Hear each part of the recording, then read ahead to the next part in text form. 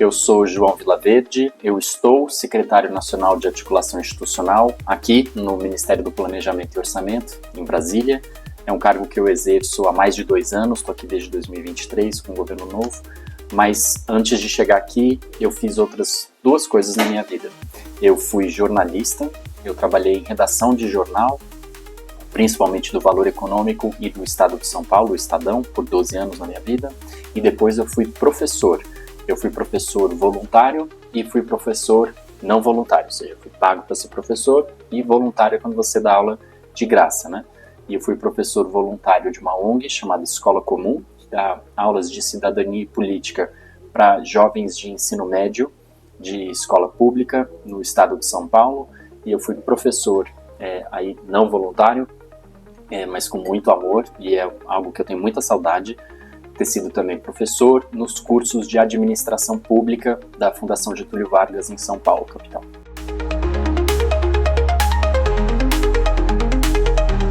Qual a principal missão da Secretaria dentro do Ministério do Planejamento e Orçamento? A principal missão da Secretaria de Articulação Institucional é quase literal com o nome, ou seja, é de fazer esse movimento, essa articulação entre os diferentes agentes, né? Os atores e atrizes que estão na sociedade brasileira, em todo o território, movimentos sociais, sindicatos, tanto de trabalhadores quanto de empresários, lideranças sociais, não necessariamente de movimentos, né? Partidos políticos do Congresso Nacional, parlamentares regionais como deputadas e deputados estaduais, vereadoras e vereadores, prefeitos, governadores, e os temas do Ministério do Planejamento e Orçamento. Então a gente é a principal responsável aqui por articular, movimentar, abrir o Ministério e os diferentes pontos do Ministério à sociedade brasileira. Na sua opinião, quais são os maiores desafios que a Secretaria enfrenta no dia a dia? Eu acho que a gente tem 2 principais desafios aqui na SEAI, como a gente apelidou a Secretaria de Articulação Institucional. O primeiro deles é quanto aos temas, de modo geral, do Ministério do Planejamento e Orçamento. Ele é um ministério, de modo geral, de política econômica, ou seja, ele lida com questões orçamentárias, decisões de como vai ser gasto o dinheiro público, né? E nem sempre a sociedade civil entende que um ministério dessa envergadura está aberto para ela. E ele está aberto para ela. O Ministério do Planejamento e Orçamento, por meio da SEAI, é a sua casa. Quem quer que seja você. A gente tem o dever de te receber, o dever de te ouvir e de dialogar com você, quem quer que seja você. E o segundo principal desafio, que agora está ficando bem menor, mas em 2023, quando a gente começou, era bem maior, era reconstruir o Ministério do Planejamento e Orçamento. Ele tinha sido extinto. O governo anterior extinguiu o Ministério do Planejamento e Orçamento. Isso não se faz. Deu errado. Era óbvio que daria errado. E a gente precisou reconstruir do zero, a partir de janeiro de 2023. Isso foi um grande desafio que a gente encarou em 23. Ele permaneceu verdadeiro em 24. Hoje ele ainda está aqui conosco, mas ele está cada vez menor, porque a gente já está com 2 anos e meio de muito trabalho. Aproveitando o gancho da sua fala, você poderia dar um exemplo prático de como a SEAI articula as diferentes instituições? Com toda certeza. A gente fez um evento das Rotas de Integração Sul-Americana. A gente fez vários eventos, mas como a Natália me pediu um exemplo, eu vou dar um exemplo. A gente fez um evento das Rotas de Integração Sul-Americana em Boa Vista, Roraima, capital de Roraima, lá no norte do Brasil, Amazônia, fronteira com a Guiana e com a Venezuela. E a gente podia fazer esse evento de várias formas. A gente podia fazer um evento em que nós íamos, junto com a ministra Simone Tebet, apresentar o nosso trabalho das Rotas de Integração Sul-Americana para um conjunto de empresários do agronegócio e voltar aqui para Brasília. Outra forma que a gente poderia fazer é apresentar as Rotas de Integração Sul-Americana dentro de uma universidade para pesquisadores, estudantes universitários e voltar para Brasília. E de que forma que a gente decidiu fazer? A gente decidiu fazer da forma mais aberta possível. Nós entramos em contato com o prefeito de Boa Vista, entramos em contato com o governo do estado de Roraima, conversamos com lideranças empresariais, com movimentos sociais. Tinha gente da CUFA de Roraima, que é a Central Única de Favelas, tinha gente do MST de Roraima, tinha gente de Sindicato de Professores de Roraima, Sindicato de Professores de Boa Vista e, claro, empresários do agronegócio, empresários industriais, estudantes universitários. Então a gente fez um evento que poderia ser mais fechado, mais exclusivo, a gente fez ele da forma mais aberta e diversa possível. Tinham 450 pessoas no anfiteatro, lá no centro de Boa Vista, em Roraima, para conversar sobre as rotas de integração sul-americana. E eu fecho isso, Natália, dizendo por que a gente flexiona tanto esse termo, conversar. A gente nunca vai apresentar. Claro que a gente apresentou as rotas de integração sul-americana, mas a gente apresentou para ouvir, para conversar. E tanto eu quanto a ministra Simone, a gente ficou 100% à disposição de quem estava lá. E ouvimos todo tipo de comentário que depois melhorou a nossa política pública, as rotas de integração sul-americana.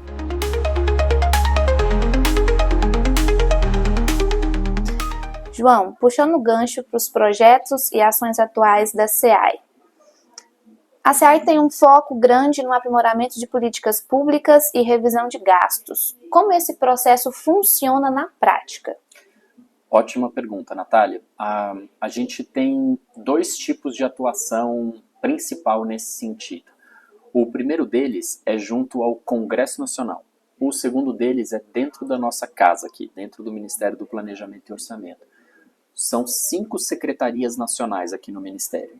A SOF, Secretaria de Orçamento Federal, a CEPLAN, Secretaria de Planejamento, a SEAID, Secretaria de Assuntos Internacionais e Desenvolvimento, a SEAI, Secretaria de Articulação Institucional, e a SMA, Secretaria de Monitoramento e Avaliação de Políticas Públicas. Cada uma delas tem como a gente fala, tem uma prioridade precípua, que é um termo complicado e pouco usual para dizer basicamente assim, para que você existe? Você pode fazer várias coisas, mas para que você existe? A SEAI a gente já conversou sobre isso. E cada uma das outras 4 também tem uma razão de existência, uma questão precípua, né? No caso da SMA, ela compartilha com a SEAI, essas duas que eu citei por último, das 5, o fato de serem secretarias criadas pela ministra Simone Tebet. Elas não existiam antes. As outras 3 existiam. Então, quando teve Ministério do Planejamento e Orçamento, tinham essas 3 secretarias dentro do Ministério. Agora, com a ministra Simone Tebet, voltaram essas 3 e vieram mais 2 que ela criou, a SMA e aqui a SEAI.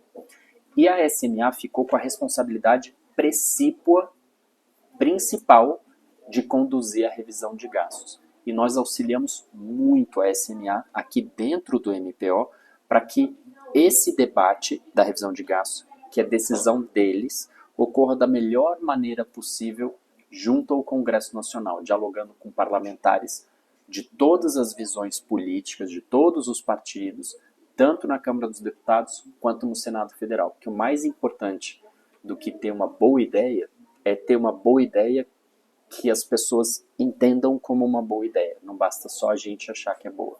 As outras pessoas têm que achar também. Como a SEAI contribui para o fortalecimento das relações com entidades como o IBGE e o IPEA? Qual a importância dessas parcerias? Muito boa pergunta, Natália. O IBGE e o IPEA são 2 instituições absolutamente fundamentais. E não sou eu quem diz. Todo mundo que conhece o trabalho das 2 também vê como fundamental. O IPEA é o Instituto de Pesquisa Econômica Aplicada e o IBGE é o Instituto Brasileiro de Geografia e Estatística. O IBGE a gente cresceu ouvindo ele, né? Seja nos nossos livros-textos que a gente leva para a escola, aí tem um mapa dizendo onde que está a população brasileira, quantas pessoas moram num estado, né? Aí está lá embaixo do mapa, fonte, dois pontos, IBGE. O IBGE, ele informa a gente. A gente sabe quanto que é o preço dos produtos no Brasil todo, que é a inflação, pelo IBGE. A gente sabe quanto que é a taxa de desemprego, quantas pessoas têm emprego, quantas pessoas não têm emprego, pelo IBGE. A gente sabe quantas pessoas vivem no Brasil, onde elas vivem e como elas vivem, pelo IBGE.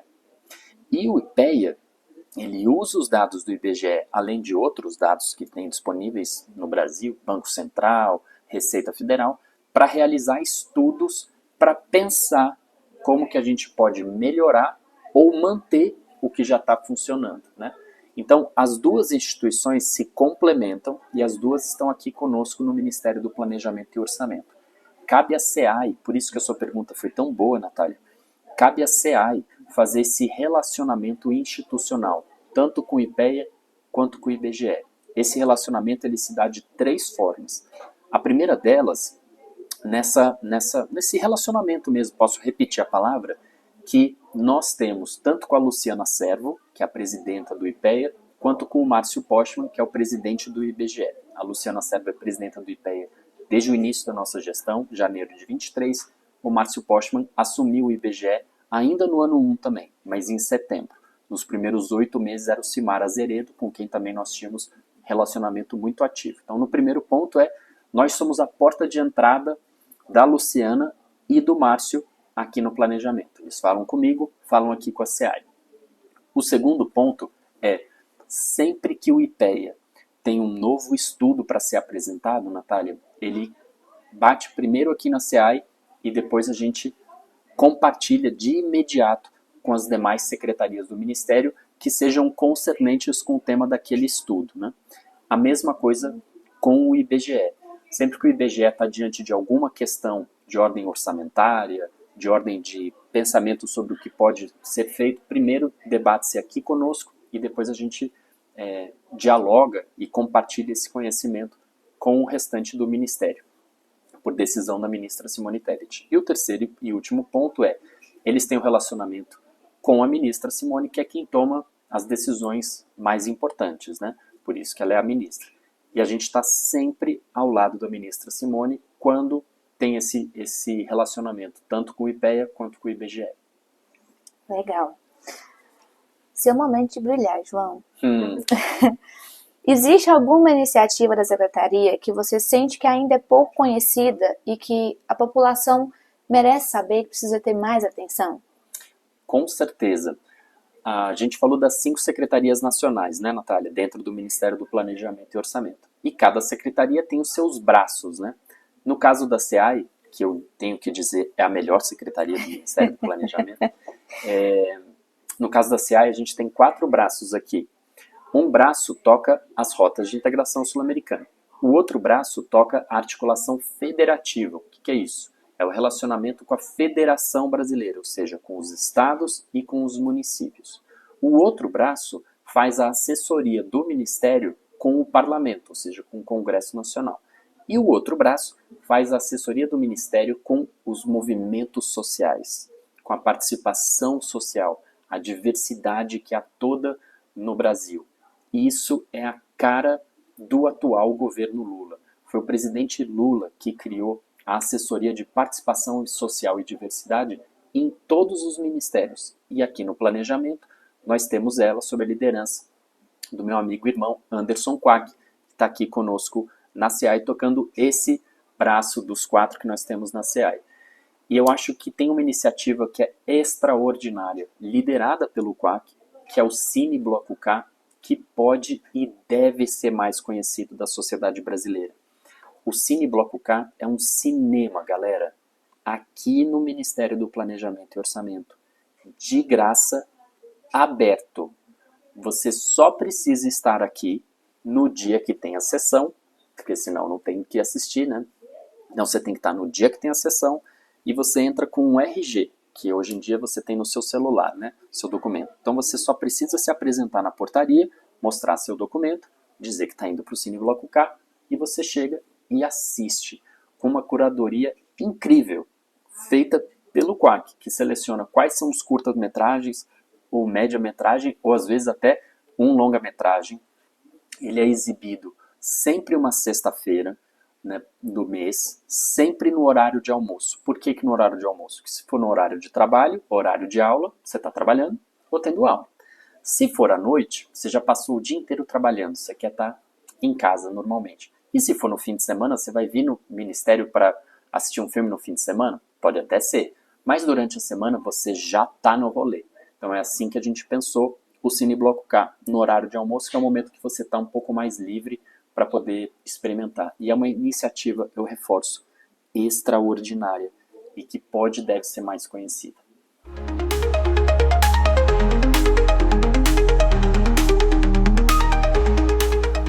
João, voltando ao assunto das rotas, que você citou lá no primeiro bloco. As rotas de integração sul-americana são um dos projetos mais ambiciosos que a gente tem visto, né, nos últimos anos no Brasil. Qual a visão geral por trás dessa iniciativa? Outro ótimo ponto que você traz, Natália. As rotas de integração sul-americana, elas são uma criação original aqui do Ministério do Planejamento e Orçamento, sob a liderança da ministra Simone. A gente inventou as rotas de integração sul-americana a partir de 3 questões. A primeira, uma inquietação que está na nossa alma, está na Constituição brasileira. Não tem documento mais importante no nosso país do que a Constituição do nosso país, né? É o que constitui o Brasil. E na primeira página da Constituição, já no artigo 4º, está lá um comando de que o Brasil deve se integrar aos nossos vizinhos. Afinal, são os nossos vizinhos. Então, a primeira premissa é essa inquietação de como que a gente cumpre o que a gente tem o dever de cumprir. Está na Constituição. O segundo foi a partir do Consenso de Brasília. O que foi o Consenso de Brasília? Foi quando o presidente Lula recebeu todos os outros presidentes Lulas, né, todos os outros presidentes de países da América do Sul, aqui em Brasília. Por isso que foi Consenso de Brasília, porque foi aqui. E consenso porque todo mundo que estava na reunião, e estava todo mundo na reunião, concordou com o texto final. E você pode jogar lá no Google, Consenso de Brasília, e você vai ler, em português, espanhol e inglês, o que é o Consenso de Brasília. Isso foi no dia 30 de maio de 2023. A gente estava aqui no ano 1, final do mês 5, começando o mês 6 do nosso governo e do Ministério do Planejamento e Orçamento. Então, o Consenso de Brasília foi o que deu a ignição para a gente fazer o que viriam a ser as rotas de integração sul-americana. E o terceiro ponto é um espírito muito nosso, que é um espírito que eu compartilho integralmente com a ministra Simone Tebet, que tem várias formas da gente fazer as rotas de integração sul-americana. E uma delas é justamente aquela debatida com todo mundo, com absolutamente todo mundo. E as rotas nasceram assim. A gente, imediatamente depois do Consenso de Brasília, então a gente já está em junho de 2023, Natália, a gente começou a ouvir todos os estados brasileiros que fazem fronteira com a América do Sul. São 11. Do Amapá, aí você vai descendo, até o Rio Grande do Sul. São 11 estados que tocam nos nossos vizinhos. Rio Grande do Sul, o território toca com a Argentina e com o Uruguai. O Amapá, lá na Amazônia, o território toca com a Guiana Francesa e com o Suriname. E aí vai. Amapá, Pará, Roraima, Amazonas, Acre, Rondônia, Mato Grosso do Sul, Paraná, Santa Catarina e Rio Grande do Sul. E aí a gente ouviu os 11. E os 11 começaram a participar dessa política, que ainda não tinha esse nome. A gente estava inventando ela. Aí a gente começou a levantar com os 11, que são os territórios colados na América do Sul, como que era a relação deles com o vizinho deles. E a gente começou a reparar que tinha muita coisa pronta e muita coisa por fazer. Aí a gente teve a segunda ideia. Depois de ouvir todos eles, vamos colocar uma parceria dentro do próprio governo federal para tentar resolver os problemas que eles apresentaram. Aí a gente começou a fazer as parcerias dentro do governo. Primeiro com a Casa Civil da Presidência da República, que na mesma época estava fazendo o novo PAC. Então, tudo que os 11 estados pediram em obras de infraestrutura para melhorar a integração, a Casa Civil foi lá e colocou no novo PAC. Aí essas obras e projetos são o carimbo Rotas de Integração Sul-Americana dentro do novo PAC. Aí depois a gente começou a fazer parceria com o Itamaraty, o Ministério de Relações Exteriores, porque a gente está falando de relações exteriores do Brasil. Fizemos parceria com Receita Federal, Polícia Rodoviária Federal, Ministério da Integração e Desenvolvimento Regional, né, do amapaense ministro Valdez Góes, Ministério dos Transportes, Ministério de Portos e Aeroportos, MDIC do vice-presidente da República, Geraldo Alckmin, e assim fomos aumentando a nossa coalizão. Para fechar, a gente atualizou um desenho antigo. Né? Nós não fomos os primeiros a pensar na integração sul-americana. Como eu disse, está na Constituição. Então, pelo menos desde 88, a Constituição é de 88, tem muita gente pensando em como cumprir a Constituição. No ano 2000, foi feito um exercício chamado IRSA, que depois você pode pesquisar. A IRSA fez um desenho de 10 eixos para integrar o nosso continente. A gente estava 23 anos depois, em 2023. A gente atualizou aquele desenho para 5 rotas de integração sul-americana, a partir da escuta dos 11 estados brasileiros, da escuta do próprio governo federal e da escuta dos países sul-americanos. E assim eu fecho, Natália. A gente ouviu todos os países sul-americanos, da Argentina à Venezuela. Todos, sem exceção. Então é uma política que foi gestada, inventada, formulada aqui nesse prédio, e a gente não fez nada sozinho. A gente fez isso 100% de forma coletiva. Para além da integração física, que ganhos concretos para o povo brasileiro entender, né, quando a gente fala de emprego, de renda, de produto, que ganhos concretos o Brasil e os países vizinhos podem colher com essas rotas? Tem muita coisa de concreto que a gente pode pegar. Vou dar vários exemplos, tá? Olha como que funciona no resto do mundo antes da gente pegar os exemplos de como funciona aqui. Na América do Norte, é tão América quanto a gente, só que tá no Norte. Na América do Norte, Natália, todos os bens e serviços que são produzidos na América do Norte, o que eu quero dizer com isso? Roupa, calçado, haste de óculos, lente, tudo é bem, né? Tudo é um bem. Uma cadeira onde a gente está sentado, alguém produziu, né? E a gente foi lá e comprou para usar, né? Ou para vestir, ou para consumir. E serviço, cortar cabelo, fazer a unha, entrar num hotel, comer comida, fazer comida, isso tudo que existe alguém fez antes, certo? Bom, todos os bens e serviços que são produzidos na América do Norte, 40% deles são consumidos na própria América do Norte. Tá certo? Que já tá tudo perto, né? Na Ásia, 58%, mais ainda, ou seja, mais que a metade. E na Europa, 62%. Quanto que é na América do Sul? 15%. Faz sentido, pessoal? Não faz? Então, o que de concreto tem aqui?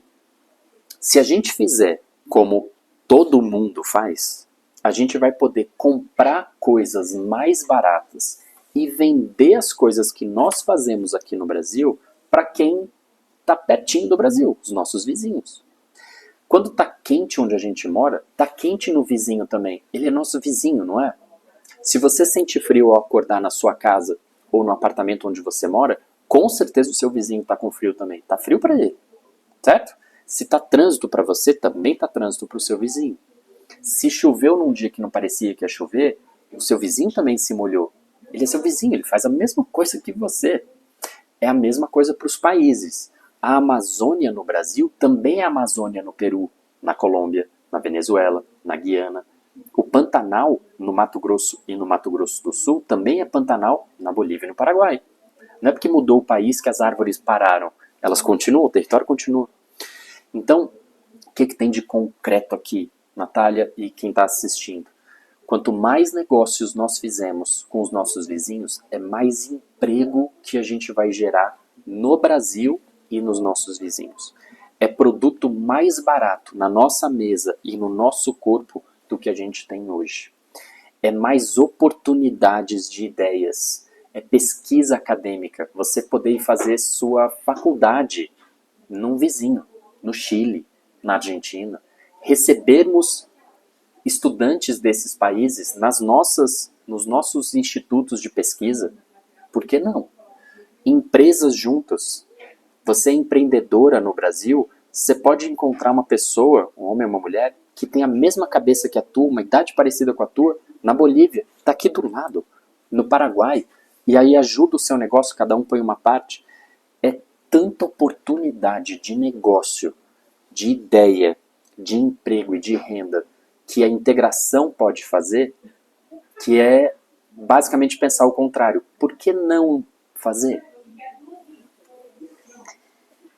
Quem acompanha seu Instagram vê que você está sempre viajando aí pela América do Sul, né, nesse movimento pelas rotas de integração. E a pergunta é, como o Brasil está se articulando diplomaticamente com os países vizinhos para garantir essa cooperação do projeto das rotas? Só boa pergunta. Natália, a gente tem feito um esforço em duas frentes. A primeira dessas frentes é visitar os territórios. É não fazer o trabalho de gabinete. E eu digo isso respeitosamente para quem gosta de ficar fechado em gabinete. Tá tudo bem, cada um é de um jeito. Mas a gente faz isso visitando os territórios, vendo as pessoas, conversando com as pessoas, ouvindo as pessoas. E aí sim eu viajo muito, nós viajamos muito. Eu visitei a comando, né, a pedido da ministra Simone Tebet, praticamente todos os países da América do Sul, mais de uma vez, para dialogar com os ministros desses países, com os secretários nacionais desses países, com estudantes universitários desses países, com a imprensa local e também do nosso território. A gente visitou os estados brasileiros de fronteira, né? Mencionei mais cedo Boa Vista, em Roraima. Fomos para Macapá, no Amapá, fomos para Tabatinga, na ponta do Amazonas, fomos para Rio Branco, no Acre, e assim vai. Então, são viagens que, nesse primeiro dos dois pontos, nos permitem ficar próximo de quem faz integração fora dos gabinetes. E o segundo propósito de como que a gente tem feito esse diálogo, né? A gente dialoga o tempo inteirinho com o Ministério das Relações Exteriores, o Itamaraty, do governo brasileiro, né? Eles são parceiros absolutamente fundamentais de todo esse trabalho, né? Embaixadores e embaixadoras que trabalham no Itamaraty ou na assessoria especial do presidente Lula e que nos apoiam em todos esses movimentos, né? Na semana passada, ao dia em que eu estou gravando essa entrevista, eu estava em Lima, no Peru, e foi a minha terceira passagem por lá. Porque Peru ele faz parte de duas das nossas 5 rotas de integração sul-americana. Ele está tanto na rota 2, amazônica, quanto na rota 3, quadrante Rondon. Então a gente precisa o tempo todo estar próximo das autoridades e das pessoas que estão fazendo a integração do lado peruano, para que isso funcione também do lado brasileiro. E assim vai com outras viagens que nós seguimos fazendo nesses 2 anos e meio até aqui. Apesar das belíssimas imagens que você coloca lá no Instagram das viagens, nem tudo são flores. Né? Quais os maiores desafios previstos para a implementação das rotas de integração, tanto aqui dentro, internamente, quanto nos nossos países parceiros? Muito boa questão. A gente tem, eu acho, 2 principais desafios. Um mais leve e o outro mais pesado. O mais leve, ele é um desafio, ele só é mais leve comparado ao segundo. O mais leve é o desafio de expectativa. Algumas coisas tomam tempo, não tem jeito. Vou dar alguns exemplos. A gente precisa fazer integração via comércio exterior. Isso envolve, por exemplo, a Receita Federal, a aduana, que faz o desembaraço de produto, de mercadoria, para entrar no Brasil e para sair do Brasil. E assim é em todos os países, na Colômbia, no Peru, no Chile, na Venezuela, na Argentina, no Uruguai, no Paraguai, na Bolívia, todos têm Receita Federal. Cada um com um nome, mas é a mesma coisa. Isso toma tempo.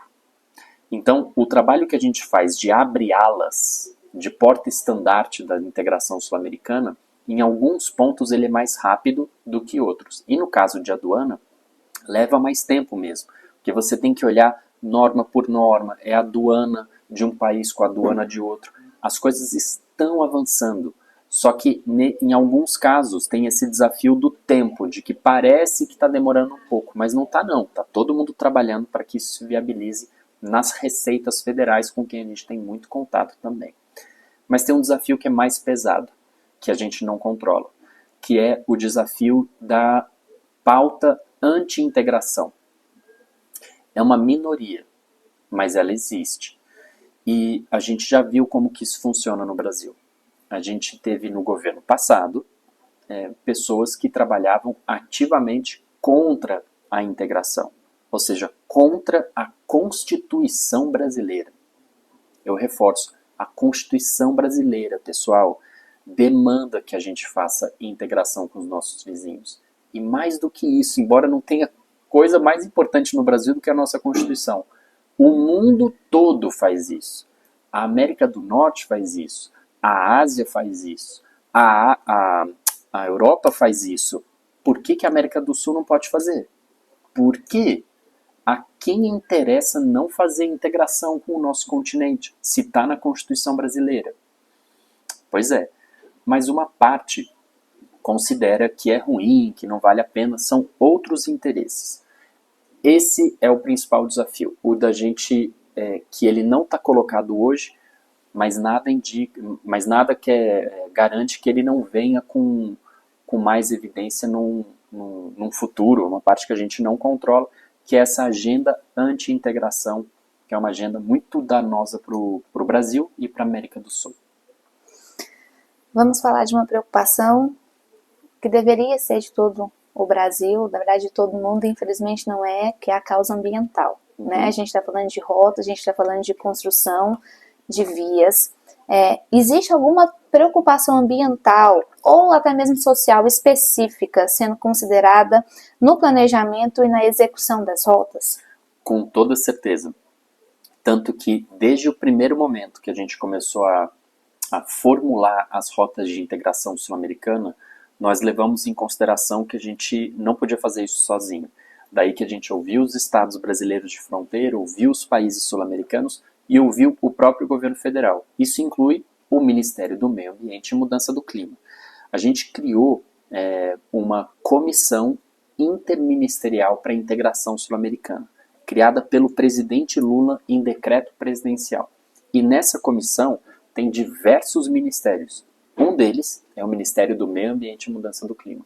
Então, tudo o que a gente faz em hidrovias, rodovias, ferrovias, portos, aeroportos, que quem faz são os ministérios de ponta nisso, né? O Ministério de Porto e Aeroporto, por exemplo, cuida de portos e aeroportos. O Ministério de Transportes cuida de rodovias e ferrovias. E assim vai, né? Nós fazemos o grande guarda-chuva da integração sul-americana, mas quem toca cada um desses modais são os ministérios específicos. Tudo isso passa por diálogo com o MMA, o Ministério do Meio Ambiente e Mudança do Clima. Então, eles fazem parte de todas essas conversas, eles estão por dentro das 5 rotas de integração sul-americana e são grandes parceiros dessa agenda.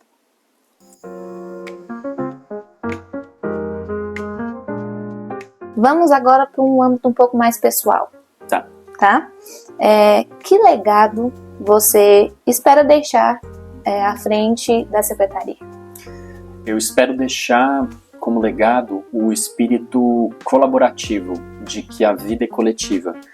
Eu encaro isso como um mandamento pessoal. Nada do que a gente faz sozinho. Nada. Mas é muito fácil você ser levado a crer que sim, de que você fez sozinho, que só você conseguiu aquilo, que só você pensou isso, que você foi a primeira pessoa a pensar aquilo, que ninguém nunca tinha pensado daquele jeito, que só você consegue construir de determinada maneira. E isso é tudo fake, porque a vida é coletiva. Nós precisamos do coletivo. Quando a gente fica muito tempo sozinho, a gente começa a fazer umas maquinações mentais que nunca fazem sentido. A gente precisa estar em movimento. A vida é movimento. Então eu espero deixar como legado esse espírito colaborativo. Ele dá mais trabalho? Dá muito mais trabalho. É muito mais fácil sentar num gabinete e inventar top-down, como se diz, né? De cima para baixo, como que as coisas têm que ser feitas. E é possível fazer assim. O cargo permite. Mas o mais difícil nesse caso é também não só o correto, mas é também o mais gostoso. É gostoso estar em debate com as diferentes forças da sociedade brasileira, com as diferentes áreas do setor público brasileiro. É bem mais legal. Então eu espero deixar como legado esse espírito colaborativo, de criar coalizões para você fazer as coisas sempre de forma coletiva. Qual a mensagem mais importante que você gostaria de transmitir ao público sobre o trabalho do MPO e, em especial, sobre a Secretaria de Articulação?